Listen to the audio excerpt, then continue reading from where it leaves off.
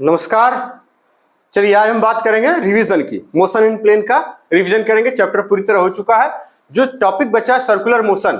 देखिए law of motion पढ़ने के बाद हम लोग सर्कुलर मोशन पढ़ेंगे, क्योंकि थोड़ा सा circular motion law of motion में दे रखा है, लॉ ऑफ मोशन वाले चैप्टर में, और थोड़ा सा यहाँ पर। तो उन दोनों को एक साथ एक टॉपिक बनाकर या चैप्टर बनाकर उसको पढ़ लेंगे। अब आगे चलते हैं हम लोग क्या, revision motion in plane. Motion in plane में सबसे पहली जो बात हमने करी थी उसमें वेक्टर की बात करी गई थी, यानी क्वांटिटी, स्केलर क्वांटिटी और वेक्टर क्वांटिटी। स्केलर क्वांटिटी क्या होती है? जिसमें केवल और केवल मैग्नीट्यूड होगा, यानी क्या होगा? Have magnitude only. इसके बाद बताया जा रहा है वेक्टर क्वांटिटी, इसमें मैग्नीट्यूड होगा, साथ में डायरेक्शन होगी, और साथ ही साथ obey the law of addition of vector. Obey the law of addition of vector. Addition of vector कैसे करते थे? एक ट्रायंगल मेथड था और एक पैरेललोग्राम मेथड था। ठीक, अगर इस बात को, यानी कोई फिजिकल क्वांटिटी अगर उसमें डायरेक्शन है, मैग्नीट्यूड है, और साथ ही साथ वो एडिशंस को, याद रखिएगा, लॉ ऑफ एडिशंस को फॉलो कर रही है, तो इसका मतलब वो वेक्टर है। ठीक, फिर उसके बाद बात आई equal vector, unequal vector. Equal vector कब होते हैं? कहेंगे जब सेम मैग्नीट्यूड हो और डायरेक्शन। जैसे एक वेक्टर यहां है, एक वेक्टर यहां, देखिए सेम मैग्नीट्यूड और इतने ही मैग्नीट्यूड का ये बना लिया, तो हो जाएगा क्या? कहेंगे ये दोनों क्या है, यानी वेक्टर ए और ये वेक्टर बी, ये इक्वल है। ये क्या है? दोनों इक्वल वेक्टर है। अनइक्वल वेक्टर्स कब कहा जाएगा इन्हें? हैव आइदर डिफरेंट मैग्नीट्यूड, या तो उनका मैग्नीट्यूड अलग हो, या डायरेक्शन अलग हो, या दोनों अलग हो। मतलब ये कि देखिए ये यहां पर ये इतना, इसका मैग्नीट्यूड इतना है और इसका मैग्नीट्यूड इतना है, यानी ये अनइक्वल है। भले ही डायरेक्शन सेम है, लेकिन मैग्नीट्यूड चूंकि अलग अलग है, इसलिए क्या है? अनइक्वल है। क्लियर है बात?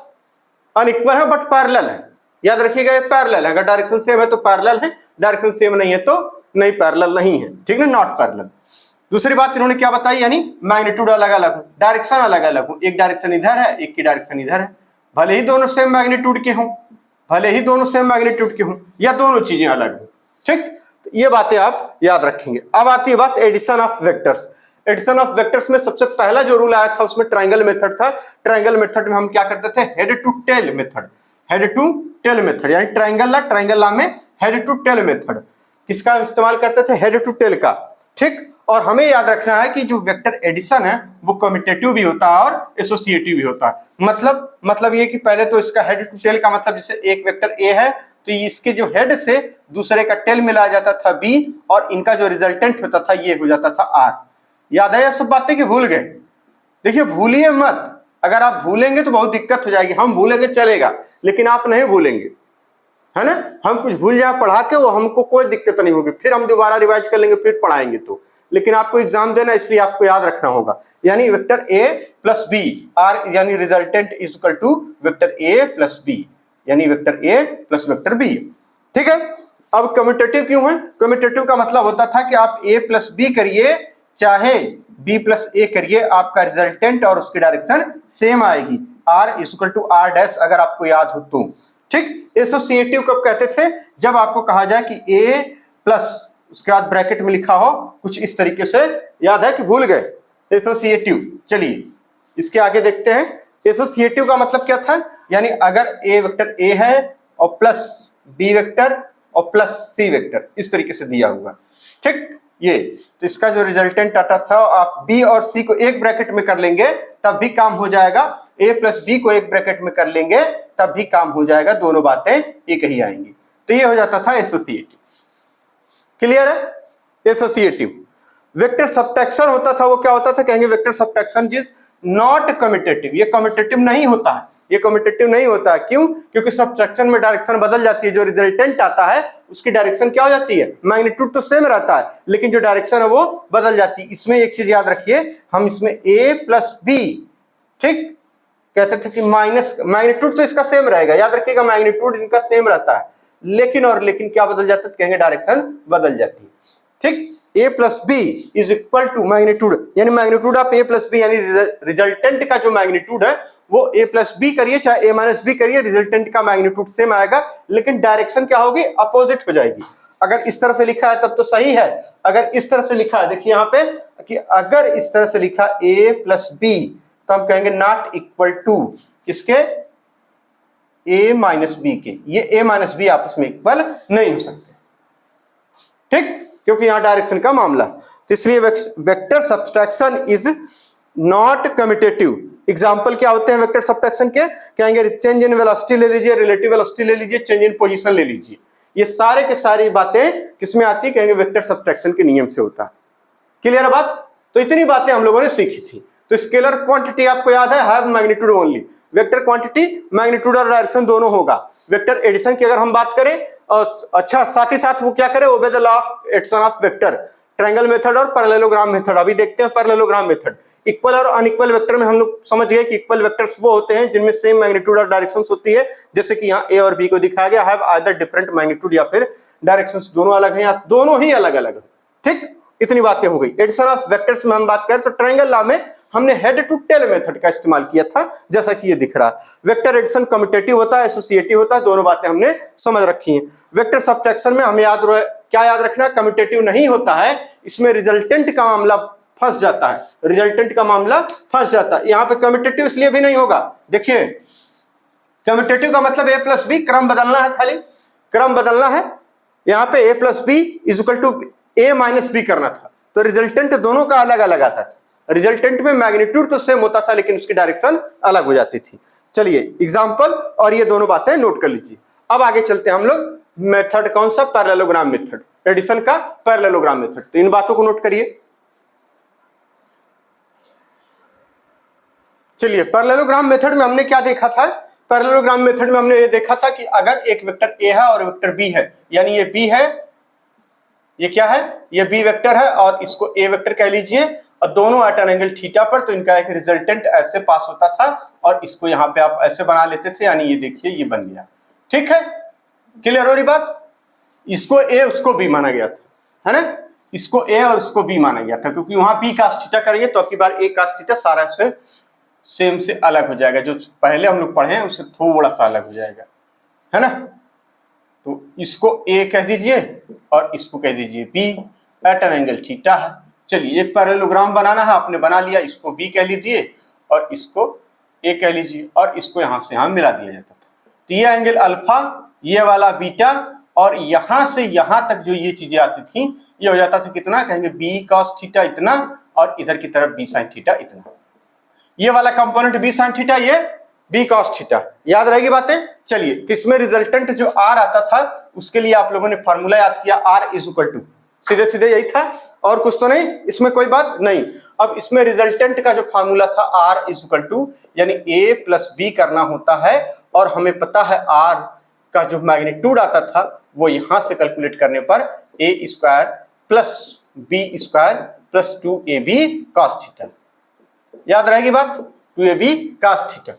ठीक, ये हो गई पहली बात। अगर यहीं पर आपसे ये कहा जाए कि a माइनस बी करिए, a माइनस बी जैसा कि चेंज इन वेलोसिटी में होता है, चेंज इन मोमेंटम में होता है, ये सारी की सारी बात सबट्रैक्शन की है। तो इसका मतलब अगर आपको कहा जाए कि r is equal to a minus B करके दिखाइए तो r का मैग्नीट्यूड कितना आएगा, तब ये magnitude r is equal to होता है, बस इसकी जगह क्या हो जाएगा यहाँ पे माइनस, यानी a square plus B square minus 2ab, याद रहेगी बात, 2ab cos theta, 2ab cos theta.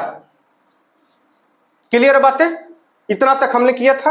अब देखिए इसमें आर में, अल्फा में और ए में, बी में और सारे एंगल्स में, अल्फा बीटा में, थीटा में क्या रिलेशन था।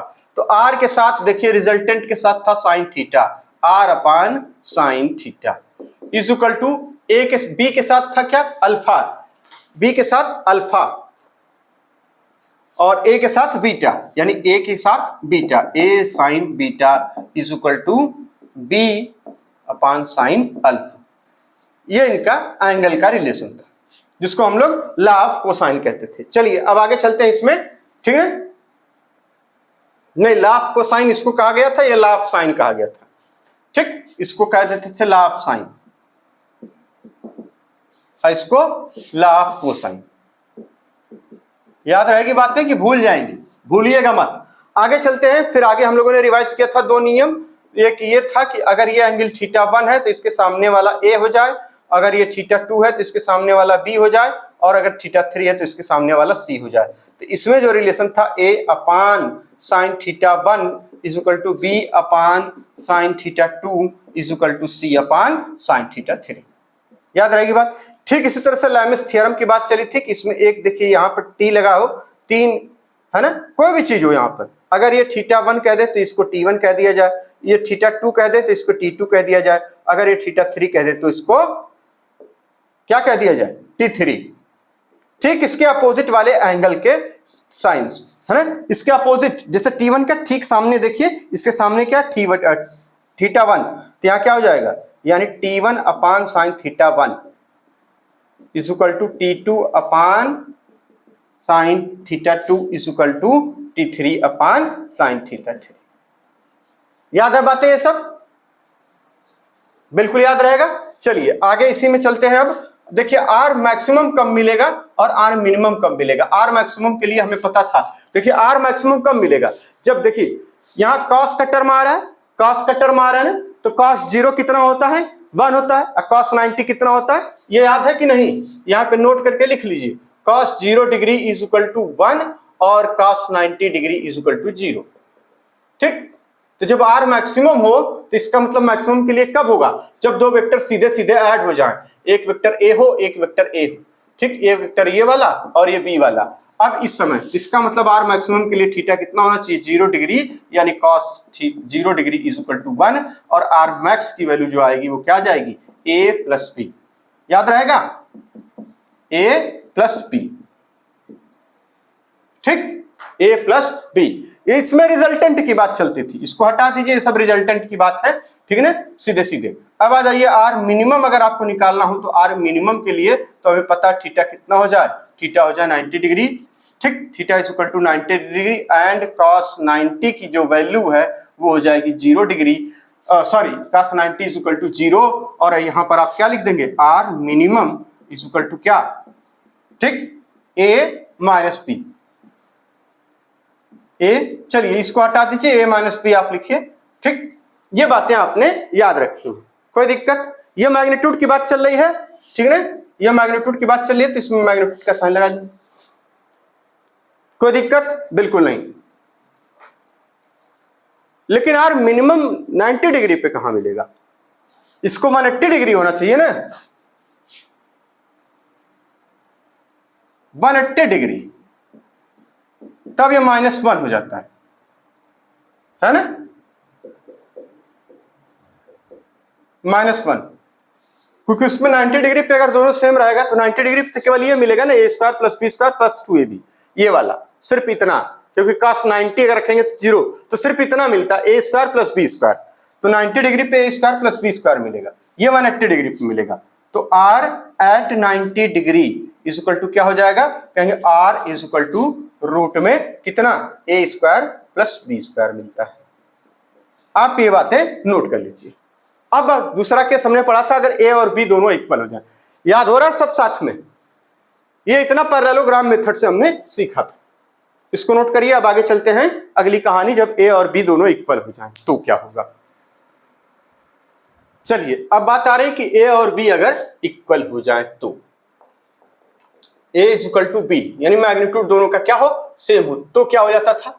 सिंपली अगर वेक्टर न दिखाया जाए तो इसमें एक चैप्टर में पूरे में दिखाया गया है कि एक तो बोल्ड लेटर किताब में छापा है, और दूसरा यानी ऊपर न, अगर बोल्ड लेटर यानी पतले लेटर से लिखा है, बोल्ड न हो, उसके अलावा जो लेटर से लिखा है वो मैग्नीट्यूड को रिप्रेजेंट करता है। हमें मैग्नीट्यूड के लिए या तो ये लगाएं या तो ऊपर बार न लगाएं, और सॉरी डायरेक्शन का यानी वो एरो न लगाएं, तो क्या हो जाएगा, मैग्नीट्यूड की बात चलेगी। तो जब a is equal to B हो जाता था तो रिजल्टेंट के लिए हम लोग क्या याद रखे हैं, r is equal to 2a cos theta by 2, ठीक, ये याद रखे हैं हम लोग।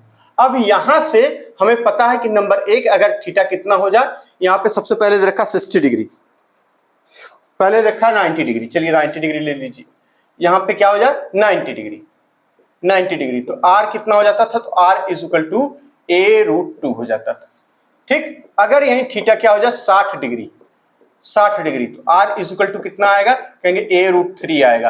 अब फोर्स हो, टार्क हो, जो भी क्वांटिटी होगी, फोर्स हो, कोई भी फोर्स हो, अगर इस तरीके से दो फोर्स हैं, दोनों का मैग्नीट्यूड सेम है, तो बताइए रिजल्टेंट फोर्स अगर वो दोनों एक दूसरे से 90 डिग्री पर रखे गए हैं, दो टेंशन लग रहे हैं एक दूसरे से 90 डिग्री पर, दो मोमेंटम है इसी तरीके से एक दूसरे से 90 डिग्री पर।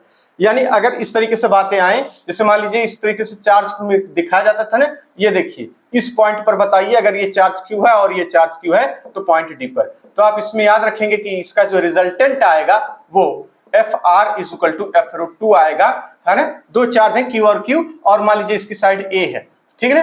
तो आप यानी कि दोनों के बीच, दोनों एक तो ये लग रहा है ये साइड है, इक्विलैटरल ट्रायंगल है, आपको याद रहेगा ये साइड, ठीक है ना। इक्विलैटरल ट्रायंगल साइड इसकी इधर रखी है ना, और इसकी वजह से और इस पे ये ले लीजिए, हाँ एट पॉइंट सी पर आपको निकालना था, तो इस पे क्या हो जाएगा, कहेंगे F R is equal to F, ये 90 डिग्री के लिए आता है ना, ये चलिए यहां पर एफ रूट 3, ठीक। तो यहां क्या कर देंगे एफ रूट 3। अब ये एफ कहां से आएगा, कहेंगे जो ये फोर्स होता है दो किसी के बीच का एक फोर्स ले लीजिए, आपका काम हो जाएगा, क्योंकि सब सेम है। जब सब सेम है तो इसका मतलब F R is equal to क्या हो जाएगा, कहेंगे Q square upon 4 pi epsilon naught, ठीक ठीक, और उसके बाद ए स्क्वायर इंटू रूट 3, ये हमारा आंसर हो जाता है। तो ये 12th में दिया है, उसको 12th में समझेंगे ज्यादातर, लेकिन काम यही आएगा, ये वेक्टर का ही काम वहां पर भी रहेगा। तो फोर्स किसी भी टाइप का हो, अगर देखिए 60 डिग्री पर रखे हैं तो ए रूट 3 हो जाएगा, अगर यही 90 डिग्री वाला हिसाब होता है यानी ऐसे रहता तब ऐसे, और इस पॉइंट पर आपसे पूछा जाता क्यू पर, यहाँ क्यू है, यहाँ क्यू है, यहाँ क्यू, तो इसकी वजह से इधर की तरफ और इन दोनों की वजह से देखिए इसकी वजह, अब यहां पर देखिए एक तो इसकी वजह से इधर की तरफ, ठीक, तो ये एफ और ए, ये एफ, और इन दोनों की वजह से क्या हो जाएगा, तो कहेंगे एफ रूट 2, एक तो इधर मिलेगा ही मिलेगा, लेकिन इसकी वजह से जब आप निकालेंगे तो एक नया एफ डैश मिलेगा, और इस एफ डैश को भी ऐड करना होगा, तब हमें मिलेगा एफ आर, यानी रिजल्टेंट फोर्स, यानी रिजल्टेंट तब क्या मिलेगा, एफ डैश प्लस वो और साथ में एफ रूट 2।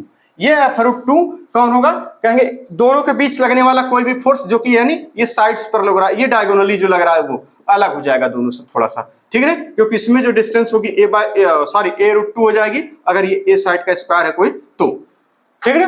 तो इसमें हम वहां जाके इसका इस्तेमाल करेंगे। आगे चलते हैं, इसी में कहा जा रहा है नंबर 3, अगर थीटा क्या हो जाए 120 डिग्री हो जाए। 120 डिग्री कब होता है, जब ये मान लीजिए ये साइन कोई बदल दिया जाए, तो इसकी जो डायरेक्शन है वो बदल जाएगी, तो आपको लगेगा कि यानी देखिए एक फोर्स, पहली बात इसमें रिपल्सन, इसमें और ये सेम हो जाए मान लीजिए ये, ठीक है। अब आपको तो ये दोनों में क्या होगा, कहेंगे इसमें रिपल्सन होगा तो यानी इनकी डायरेक्शन इधर की तरफ होगी, और इनमें क्या होगा तो कहेंगे अट्रैक्शन, तो ये अब ये वाला एंगल 120 डिग्री, तो उस समय जो रिजल्टेंट आता है वो कितना आता है, कहेंगे ए के बराबर, यानी इस समय एफ आर जो आएगा रिजल्टेंट वो एफ के बराबर होगा। कि कोई अब एफ कहां से आएगा, कहेंगे मैग्नीट्यूड रख दीजिए कोई भी एक उठा के, यानी एफ इज इक्वल टू कह देंगे इसका मतलब Q square upon epsilon not 4 पाई ना, इसको रख दीजिए 4 पाई एप्सिलॉन नॉट, उसके बाद ए स्क्वायर, यही आंसर हो जाता है।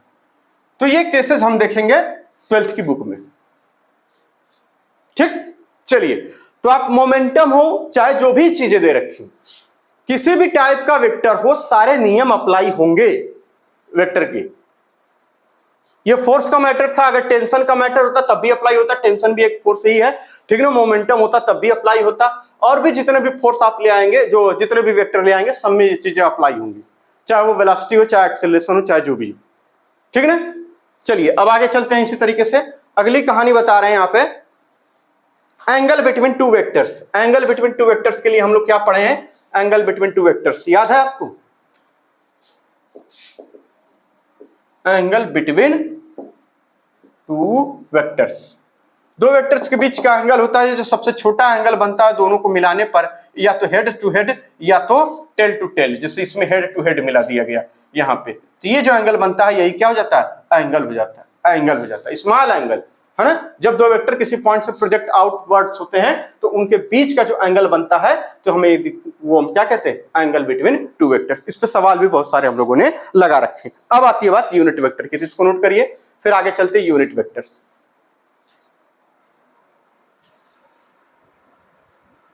चलिए, यूनिट वेक्टर की अगर हम बात करें तो यूनिट वेक्टर में एक चीज हमने पढ़ा था, इसका मैग्नीट्यूड 1 होता और ये यूज होता है केवल स्पेसिफाई करने के लिए डायरेक्शन। तो इसका मतलब सबसे पहली बात हम लिखेंगे कि यानी इसमें मैग्नीट्यूड जो होगा वो 1 होगा, और यूज किया जाएगा किसके लिए, यूज्ड टू, या यूज टू किसके लिए, specify direction.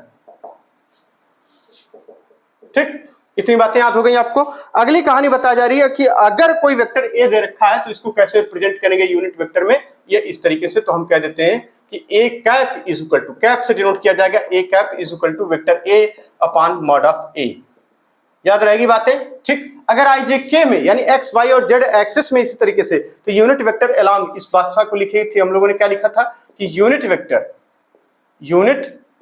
Vector along X Y and Z axis are क्या हो जाता था, कहेंगे I cap J cap and K cap respectively. याद रहेगी बातें, रेस्पेक्टिवली याद रहेगी बातें कि भूल जाएंगे, ठीक है ना, रेस्पेक्टिवली। ठीक, तो अब अगली कहानी हमने पढ़ी थी कि इसका आई जे के में जो मैग्नीट्यूड की बात चल रही है वो कितना होगा। तो देखिए magnitude of I is equal to magnitude of J is equal to magnitude of K is equal to 1। Represent, जैसे मान लीजिए इसको रिप्रेजेंट करने के लिए किसी वेक्टर को कैसे आई जे के में रिप्रेजेंट किया जाए, तो आपको याद होगा कि इस तरीके से एक डायरेक्शन बना ली गई थी। चलिए इतना ज्यादा ना बनाइए वरना आपकी कॉपी जो है खराब हो जाएगी। ये देखिए इस तरह से अगर कोई वेक्टर ए इधर की तरफ है तो आप ये कह देते थे ए वेक्टर को रिप्रेजेंट करना है along X Y Z axis, तो आप कहेंगे एक्स का कंपोनेंट यानी एक्स पे कितना है, x I cap plus Y J cap plus Z K cap. Magnitude वगैरह आप निकाल लेते थे, कोई दिक्कत नहीं। इसमें मैग्नीट्यूड की हम बात करें तो इसके आई जे और के कंपोनेंट का स्क्वायर करना होता है, रूट में बंद कर देना होता है, आ जाएगा आंसर यानी X square plus Y square plus Z square. ये इसका मैग्नीट्यूड आ जाता था। ठीक, चलिए अगली कहानी है अब रिजोल्यूशन ऑफ वेक्टर। अगली कहानी क्या है, रिजोल्यूशन ऑफ वेक्टर। तो इतनी बातें नोट करिए जल्दी से एकदम।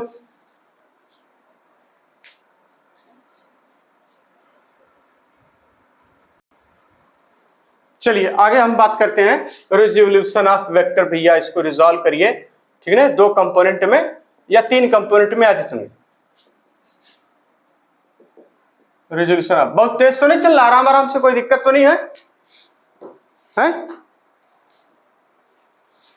चलिए सिंपली क्या किया गया था, इसके बारे में डिटेल में बहुत कुछ पढ़ा गया था। सिंपली अगर कोई ए वेक्टर है at an angle theta X axis से बनाता है तो इसका एक कंपोनेंट का मतलब था यहां से यहां तक की जो दूरी है वो डिस्टेंस, वेलोसिटी, एक्सेलरेशन कुछ भी हो सकती है, सिर्फ इतना कंपोनेंट है उसका हो जाता है कितना, कहेंगे ए कॉस थीटा।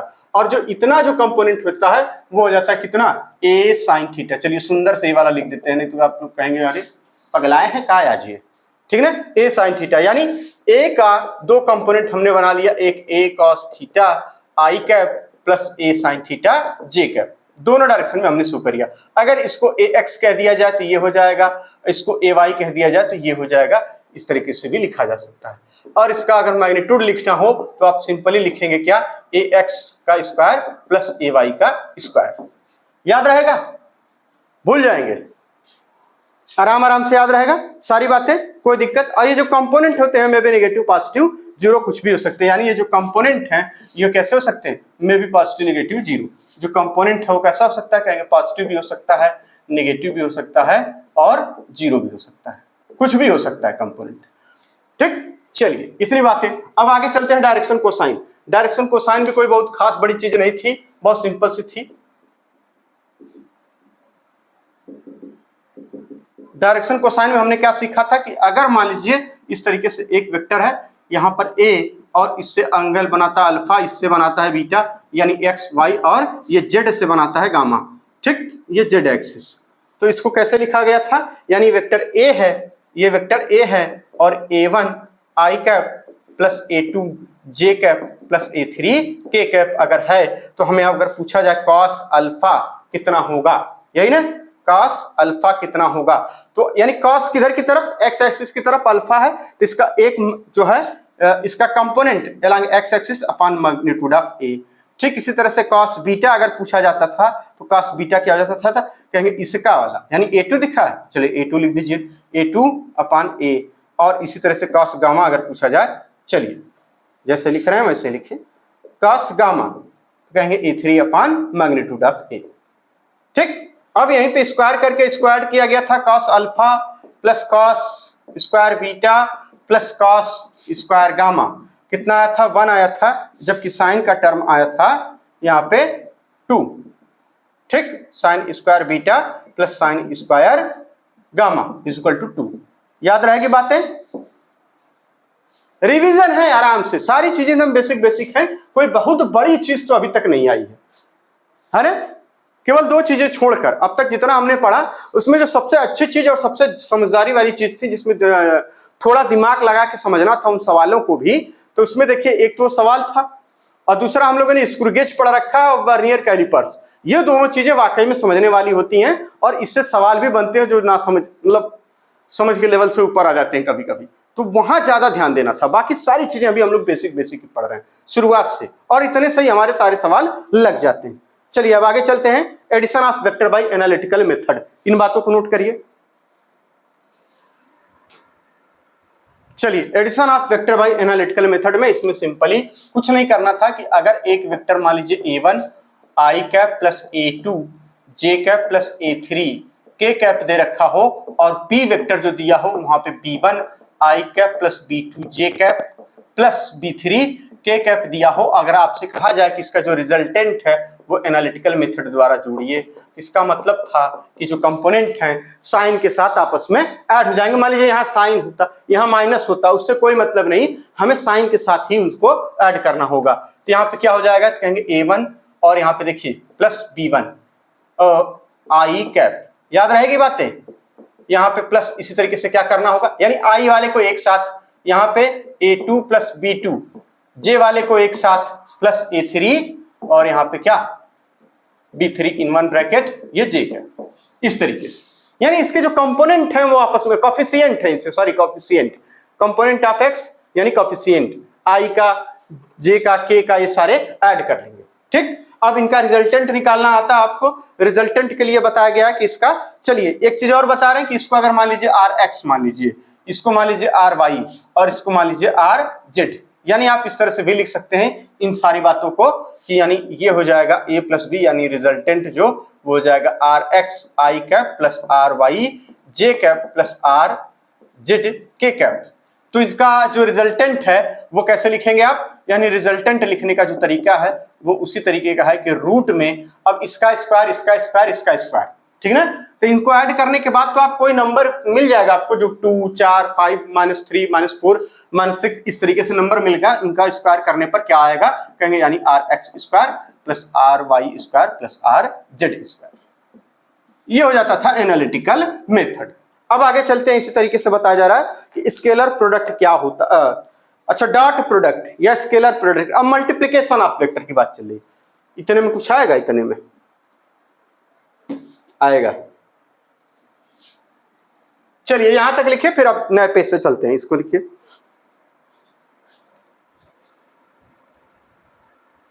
चलिए अब बात आती है कि यानी मल्टीप्लिकेशन ऑफ वेक्टर में सबसे पहला हम लोग पढ़ने जा रहे हैं डॉट, या इसी को हम लोग बोलेंगे स्केलर। क्या बोलेंगे भैया, स्केलर प्रोडक्ट। स्केलर प्रोडक्ट, ठीक। मतलब आपको लग रहा होगा ये क्या लिखे, अरे हम बहुत बढ़िया लिखे हैं, जो भी लिख दिए लिख दे रहे, यही का कम है ना। चलिए a डॉट बी, अगर दो वेक्टर हैं तो a डॉट बी करने से क्या आएगा, चलिए a dot B vector is equal to आता है ए बी कॉस थीटा, और यहां से आप कॉस थीटा जो एंगल है उन दोनों का निकाल पाएंगे कि a dot B upon magnitude of a and magnitude of b। ये वेक्टर फॉर्म है और यहां दोनों का मैग्नीट्यूड है। ये नंबर 1 कह लीजिए, इसको नंबर 2 कह लीजिए। अब ये क्या होता, क्या कहेंगे, ये इस तरीके से बातें चलेंगी कि ये एक वेक्टर a है और एक वेक्टर b है, इनकी बात चल रही है, ठीक, इनकी बात चली। इनको ऐसे करने पर आएगा। अब चूंकि ये वेक्टर i j k में भी हो सकता है, चाहे जिसमें भी हो सकता है, सारी बातें आपको याद आ रही होंगी। तो इसका मतलब अब देखिए, एक तो बताया जा रहा है कि इसका जो स्केलर प्रोडक्ट है वो कम्यूटेटिव है। तो कम्यूटेटिव को दिखाने के लिए क्या करना पड़ेगा कि a डॉट बी कह लीजिए या b डॉट a कह लीजिए, जो इनका रिजल्टेंट है वो हमेशा ए बी कॉस थीटा ही आएगा। इसलिए कहा जाएगा कि यानी डॉट प्रोडक्ट कैसा है, जो डॉट प्रोडक्ट है वो होता भैया कम्यूटेटिव। याद रहेगी बातें, याद रहेगी या भूल जाएंगे, ठीक। दूसरी चीज and also distributive, and also distributive. Distributive का मतलब होता है, यहां पे लिख लीजिए, जैसे आप a और उसके बाद b प्लस c करना हो, डॉट लगा है यहाँ पे, याद रखिएगा, तो ये हो जाएगा A dot B vector plus का यहाँ पे कितना ए डॉट सी। ठीक, तो ये हो जाएगा डिस्ट्रीब्यूटिव। ठीक है ना, ये हो जाएगा डिस्ट्रीब्यूटिव। अब आगे चलते हैं। इसी में ये सब बातें याद है कि आप भूल जा रहे हैं आप बार बार? इसी में यहां तक हम लोगों ने इसको बड़े अच्छे से इस पे सवाल वाल भी लगाए थे, बहुत सारे क्वेश्चंस ऐसे थे जिनको हमने इस पे लगाए थे। ठीक है ना, जिससे एंगल वगैरह फाइंड किए, एंगल वगैरह भी फाइंड किए थे और पता नहीं क्या क्या बातें थी, हमको तो अब भूल जा रहा धीरे धीरे। हाँ, अब वो यूनिट वाला चलेगा, यूनिट वेक्टर, वही हम भी कहें कहाँ चला गया। चलिए यूनिट वेक्टर की हम बात करें। अच्छा देखिए, अगर आपसे कहा जाए कि मान लीजिए थीटा जो है, ठीक, 90 डिग्री हो जाए तो क्या होगा, थीटा 0 डिग्री हो जाए तो क्या होगा, तो यहीं पर पूछा जा रहा है। यहां दिया था, यहां करना पड़ रहा है। चलिए कोई बात नहीं। अगर मान लीजिए थीटा कितना हो जाए 0 डिग्री, तो cos 0 1, इसका मतलब ए डॉट बी कितना आएगा, कहा जाएगा ए बी आ जाएगा। अगर थीटा कितना हो 90 डिग्री हो जाए, तो इसका मतलब ए डॉट बी कितना होगा, कहेंगे 0 हो जाएगा। ठीक, अब इसी चीज को यूनिट वेक्टर में ध्यान रखना होगा। यानी यूनिट वेक्टर यानी dot product in unit vector. चलिए, dot product in case of unit vectors.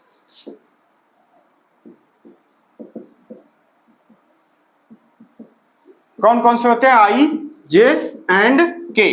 Cap लगा दीजिएगा, बिना टोपी के ये लोग अच्छे नहीं लगते।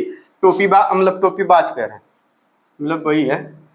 ठीक है ना, याद रहेगी बातें। चलिए, तो आई डॉट आई चूंकि 0 है तो भैया क्या हो जाएगा, वो 1 हो जाएगा। तो इसका मतलब जे डॉट के, सॉरी जे डॉट जे और इक्वल टू के डॉट के इज इक्वल टू 1 आएगा। ये आपने सीख रखा। ठीक इसी तरह से अगर आई डॉट जे किया जाए तो देखिए 90 डिग्री वाला मामला बन जाएगा, जे डॉट के, और इसी तरह से के डॉट आई किया जाए तो बिना कैप के लोग नहीं रहेंगे और ये लोग हो जाएंगे मिलके 0 डिग्री। ये आई है हमारा, हमारा आई अब हमारे मन का बनता है, इसमें कोई कुछ नहीं कर सकता, है ना। आम आदमी वो होता है, मतलब अधिकार, इसे राइट टू क्या बोलते हैं इसको, वैसे कॉन्स्टिट्यूशन के फंडामेंटल राइट्स में होता है ना कि मतलब आदमी का अपना अधिकार, तो ये हमारा अधिकार है, इसमें आप कुछ नहीं कर सकते। चलिए, तो ये आप याद रखेंगे। डॉट प्रोडक्ट में, डॉट प्रोडक्ट के लिए कितने फार्मूले थे जिनमें अप्लाई होता था। एक तो था वर्क, वर्क कहाँ, पहले वर्क, हाँ वर्क एफ डॉट डी, ये हो जाता था। दूसरी चीज पावर, एफ डॉट बी, ये लिख लीजिए यहाँ पे, ये एफ है फोर्स, आप यही भूलेंगे, सब कुछ याद कर लेंगे तो ये वाला भूल जाएंगे। यह है वेलोसिटी। उसके बाद आई थी मैग्नेटिक फ्लक्स, फाई, इसको लिख दीजिए, यह मैग्नेटिक फ्लक्स।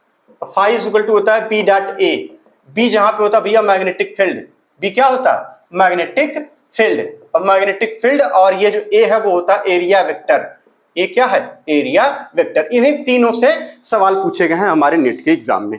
ठीक, तो ये रहा, किसकी बात हो गई, इसकी बात हो गई। चलिए अब दूसरी चीज हम चलते हैं। मान लीजिए ए को आई जे के में और बी को आई जे के में दिया हुआ है कुछ कॉफिशिएंट के साथ, तो उनको कैसे ए डॉट बी करेंगे, तो इस बात को नोट करिए, फिर आगे चलते हैं।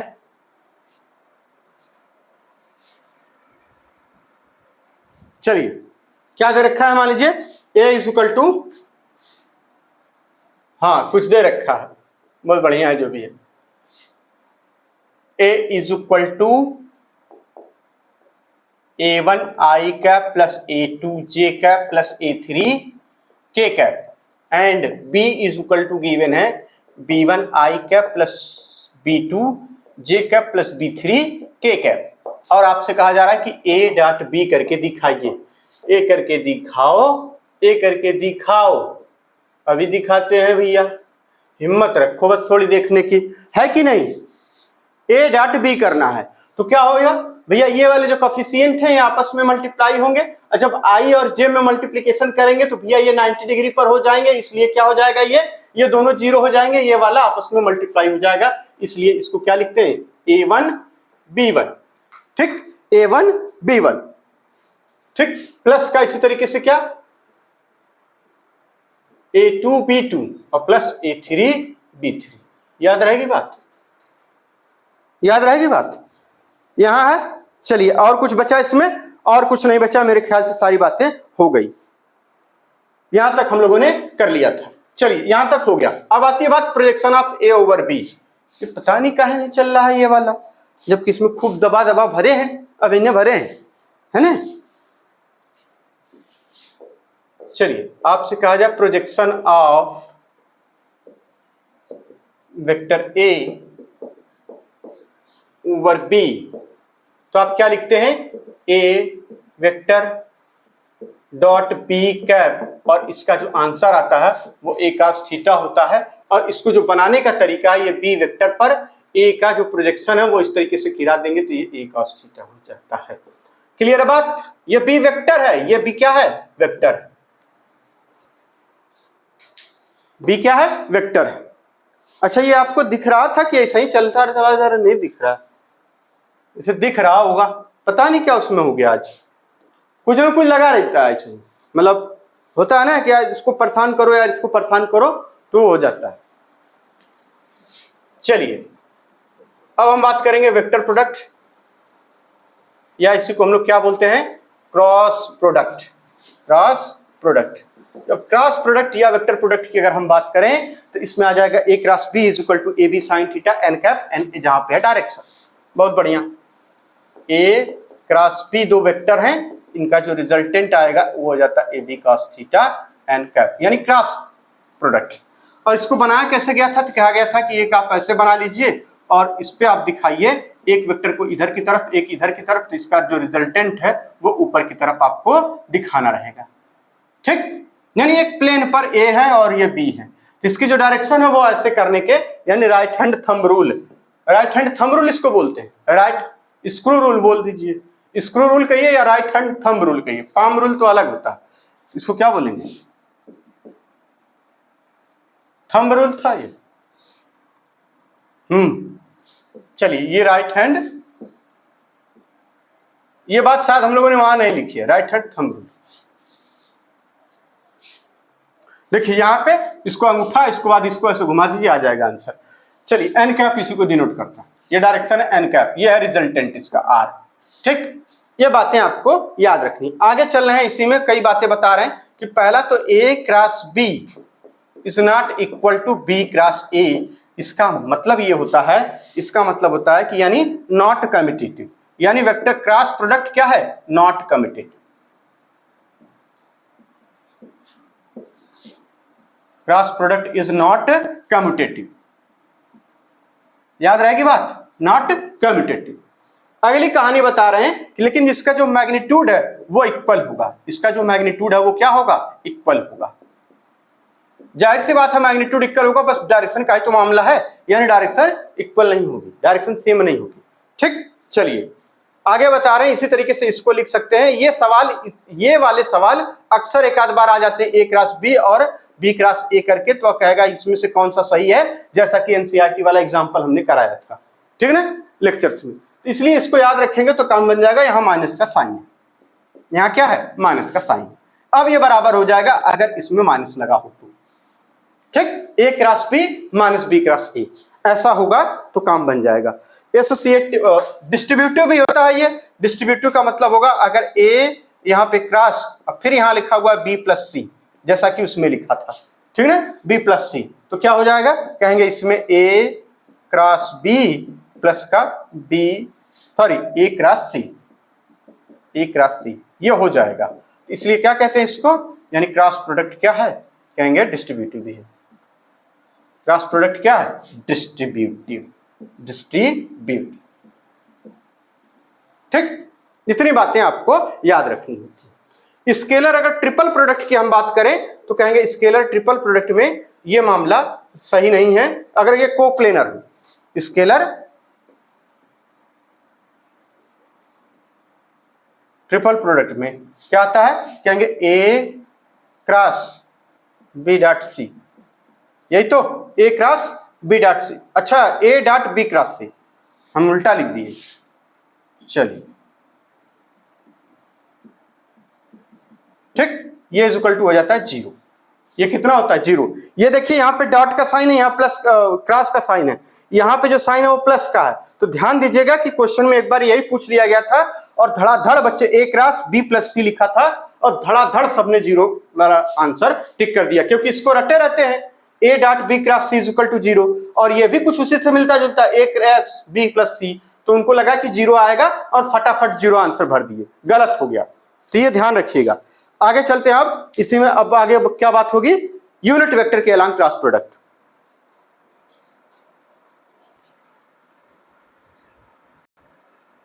चलिए अब क्रॉस प्रोडक्ट इन, क्या बात है आज ये सब भाई ने भर के धरे हैं खूब बढ़िया से, फिर भी यहू खराब होता है का हो आ?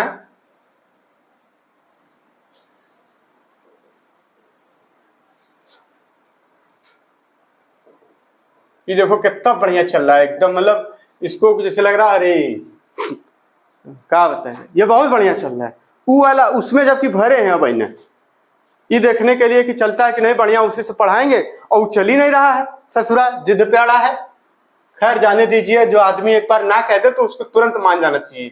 जो आदमी ने, जैसे मान लीजिए कोई कह रहा है नखरा बहुत दिखा रहा या कोई काम बाबू कर दो ना, तो बात वही तुरंत मान जाना चाहिए, चलो ठीक कोई बात नहीं। ज्यादा तवज्जो देंगे तो दिक्कत हो जाएगी ना। वो एक कहावत है ना कि ज्यादा मतलब हवा मत दो वरना बुझ जाएगा, तो ये बुझ ही जाते हैं सब, ज्यादा हवा मत दिया करिए, ठीक है। तो आगे चलते हैं हम लोग इसमें आई जे के में। तो भैया आई जे के लिए हम लोग याद रखें क्या, आई डॉट आई अगर इसी तरह से पूछा जाए साइन वाला बात है सब, तो साइन 0 0 होता है भैया, सभी को मालूम है। यानी एंगल अगर सेम है दो वेक्टर का तो क्या हो जाएगा, मतलब दो वेक्टर हैं और दोनों के बीच का एंगल 0, ऐसे कह लीजिए, है ना।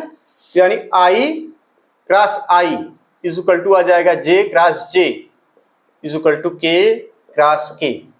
और टोपी पहनाना ना भूलिए इसको, ठीक, बहुत जरूरी होता है, वरना सब खेल गड़बड़, 0। इस तरीके से एक गोला बना के और इसमें जो है क्लॉकवाइज और एंटी क्लॉकवाइज चले गए थे हम लोग, आई जे और यहाँ के लिखे थे, कैप के साथ रहेगा और कैप लगाना न भूलिए, है ना। हेलमेट बड़ा जरूरी होता है, सुरक्षा है कि नहीं, कई मामलों में सड़क सुरक्षा पहला चीज। चलिए आगे चलते हैं, यहाँ पे I cross J cap is equal to क्या कहेंगे भैया, के आ जाएगा, ठीक। इसके आगे बढ़िए इसी तरह से, जे क्रॉस के इज इक्वल टू क्या आ जाएगा, देखिए जे क्रॉस के तो कहेंगे आई आ जाएगा, ठीक। इसी तरह से इसके आगे बढ़िए, कहेंगे के क्रॉस आई कह लीजिए तो आ जाएगा भैया क्या, के क्रॉस आई कह लेंगे तो जे आ जाएगा। क्लियर हो रही बात तो सब, मेरे ख्याल से और कुछ तो ठीक है। यानी अब उल्टा चलिए, उल्टा का मतलब अब इधर से अगर चलना हो, यानी इधर से इसके उल्टा तो माइनस का साइन लगाते चलेंगे। यानी अब से कहा जाए जे क्रॉस आई तो क्या हो जाएगा, कहेंगे माइनस के हो जाएगा, ठीक। जे क्रॉस आई माइनस के हो जाता है, ठीक। इसी तरह से आपसे आई क्रॉस के कहा जाए, आई क्रॉस के उल्टा चलिए तो क्या हो जाएगा, माइनस जे, ठीक। इसी तरह से कहा जाए के क्रॉस जे, के क्रॉस जे क्या हो जाएगा, माइनस आई। ये भी याद रखिएगा आप लोग। आगे चल रहा भैया क्या बात, क्या बात कह रहे हैं कि अगर मान लीजिए दो वेक्टर ए और बी दे रखे हैं तो उनका जो रिजल्टेंट है, रिजल्टेंट मतलब वो एडिशन वाला रिजल्टेंट नहीं, प्रोडक्ट कह लीजिए, क्रॉस प्रोडक्ट उनका क्या आएगा ये बताइए। कह रहे हैं A1 और इसको आई कैप प्लस A2 जे कैप प्लस A3 के कैप, ठीक। इसी तरह से जो बी वेक्टर है वो दे रखा है क्या, B1, बहुत सुंदर सा दिया हुआ है, जो भी दिया हुआ है B1 आई कैप प्लस B2 जे कैप प्लस B3 के कैप, जियो शेर यही दिया था। तो इसके लिए जो तरकीब लगाई गई थी तो कहा गया था कि ऐसा ही वो जो पढ़ते हैं ना मैथ वाले अपने मैट्रिसेस में, तो यही आता है। तो इसमें इसी तरह से वो 3 5 बनाते हैं और दिखाते हैं कि देखो ऐसे हो जाता है। खैर हम लोग को उसकी जरूरत नहीं है, वो उनका काम है, वो जाने, जो जिसका काम है वो जाने, हमसे क्या मतलब। तो यहां पर ए क्रॉस बी जो लिखा जाता था उसको क्या लिखा जाता था, देखिए आई के टर्म आई पूछा जाए तो पहले इधर मल्टीप्लाई कर लेंगे, क्या हो जाएगा, कहेंगे A2 B3 फिर माइनस का A3 B2 और इसको ब्रैकेट बंद करके आई लिख देते थे, फिर यहां माइनस जे लगा देते थे, ब्रैकेट बना लेते थे। इसकी बात करेंगे तो क्या हो जाएगा, कहेंगे A1 B3 और फिर माइनस का लगाते हैं A3 B1, फिर यहां प्लस का के लगा के और ब्रैकेट में क्या लिखेंगे तो कहेंगे यहां पे A1 B2 और फिर माइनस A2 B1। कोई दिक्कत नहीं, ये साइन के साथ इसमें सब कुछ रखना होता है तो हमारा जो आंसर आता है वो एकदम सही सही हो जाता है। क्रॉस प्रोडक्ट के कुछ एग्जांपल हैं, उनको लिख लीजिए। क्या कहेंगे, एक तो टॉर्क, सबसे पहले R क्रॉस F होता है, टॉर्क R क्रॉस F, और क्या चीज, और दूसरा एग्जांपल क्या बता रहे हैं, ये देखिए मैग्नेटिक फोर्स है ना,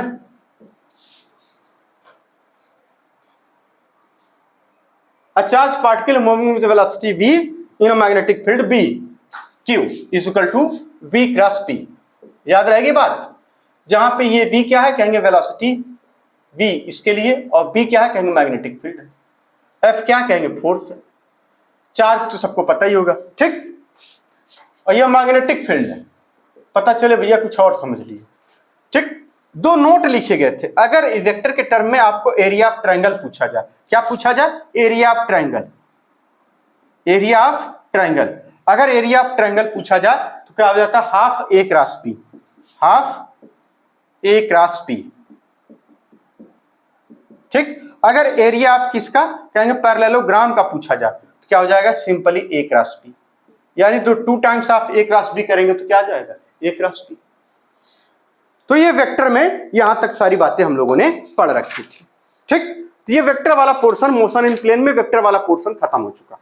अब हम लोग का नेक्स्ट पार्ट होगा इसी का रिवीजन का, रिवीजन पार्ट 2, उसमें हम लोग पढ़ेंगे क्या, position vector, displacement, acceleration, velocity vector एक साथ, उसके बाद सारी चीजें, उसके बाद क्या हम लोग पढ़े थे, वो इक्वेशंस ऑफ मोशंस, हाँ वही तो, मतलब कांस्टेंट एक्सेलरेशन से, है ना, वो वाला पढ़ेंगे। फिर उसके बाद वो पढ़ेंगे रिलेटिव मोशन, उसमें रिवर बोट वाला वो आया था। फिर उसके बाद क्या पढ़े थे हम लोग, प्रोजेक्टाइल मोशन। तो ये अब नेक्स्ट पार्ट में हो जाएगा, इसके लिए आप लोग बिल्कुल निश्चिंत रहिए, रिवीजन बहुत ढंग से करा करिए, एक एक बात रिवाइज होनी चाहिए। जब बार बार रिवाइज कर लेंगे तो देखिए रिवीजन वाले लेक्चर कितने हो रहे हैं, 2-2 लेक्चर में खत्म हो जा रहा है। अब वही उतने ही पार्ट को डिटेल में पढ़ाया गया है 10-10, 12-12 लेक्चर्स में। और क्यों, क्योंकि उसमें सवाल है, उसके कंसेप्ट, उसके बेसिक्स नॉलेज है, ये सब सारी चीजें एनसीईआरटी में दे रखी हैं बाबू, और कहीं से नहीं। जब उसका वो पढ़ेंगे आप, क्या बोलते हैं उसको, समरी, सारांश, हाँ, तो उसमें मिलता है ये सब, समझ गए आप लोग। तो मिलते हैं नेक्स्ट लेक्चर में, तब तक के लिए खूब धन्यवाद। एकदम दबा के, और दबा के पढ़िए, एकदम हौक के। ऐसे मेरी देखिए, मिचिर मिचिर पढ़ने से भैया कुछ नहीं होगा। एकदम मान ला मिचिर मिचिर पढ़त हुआ तो कुछ हो ही थोड़ा, उसे कोनो कुछ ना फरियाई भैया, एकदम हौक के पढ़े के परी, जौन कुछ पढ़े के परी, हौक के पढ़े के परी, तब आई ईमान के बात के चला।